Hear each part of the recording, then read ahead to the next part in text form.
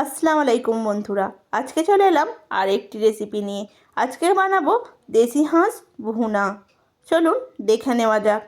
হাঁসটা আমাদের ঘরেরই ছিল, সেটাকে জবাই করে ভালোভাবে পরিষ্কার করে কেটে ধুয়ে নিয়েছি।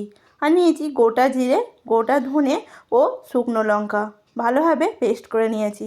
হাঁসের মাংসগুলো প্রেসার কুকারের মধ্যে দিয়ে তার মধ্যে বেশ খানিকটা পেঁয়াজ কুচনো, পরিমাণ মতো নুন, বেশ খানিকটা আদা রসুন বাটা, অল্প পরিমাণে হলুদ গুঁড়ো, তারপর বাটা মশলাটা দিয়েছি, অল্প পরিমাণে কাশ্মীরি লঙ্কা গুঁড়ো দিয়েছি, আর বেশ খানিকটা সরিষার তেল দিয়েছি।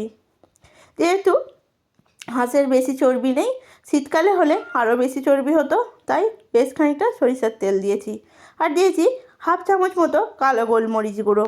তারপরে মশলাটা ভালোভাবে মাখিয়ে নিয়ে গ্যাসের চুলোয় চাপিয়ে দিয়েছি। তারপরে গ্যাসের চুলোয় মাংসটা ভালোভাবে কষতে হবে। যেহেতু হাঁসে একটা গন্ধ থাকে, তাই কষানোটা খুব ভালোভাবে সময় নিয়ে কষাতে হবে। ভালোভাবে কষানো হয়ে গেলে তেলটা যখন মশলা থেকে ছেড়ে দেবে, তখন গরম মশলা গুঁড়ো দিয়ে আরও বেশ খানিকক্ষণ কষাতে হবে। তারপরে আমি একটা মাত্র এলাচ দিয়েছি, কারণ খুব বেশি গরম মশলার গন্ধ আমাদের বাড়ির কেউ অত খেতে চায় না, তাই বেশি দিইনি।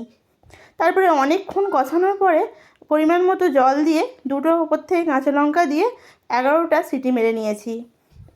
তারপরেই তৈরি হয়ে যাবে দুর্দান্ত স্বাদের হাঁসের মাংস ভুনা। একবার বানিয়ে দেখবেন। আমার ভিডিওটি ভালো লাগলে লাইক করবেন, শেয়ার করবেন এবং সাবস্ক্রাইব করে পাশে থাকবেন। আল্লাহ হাফেজ।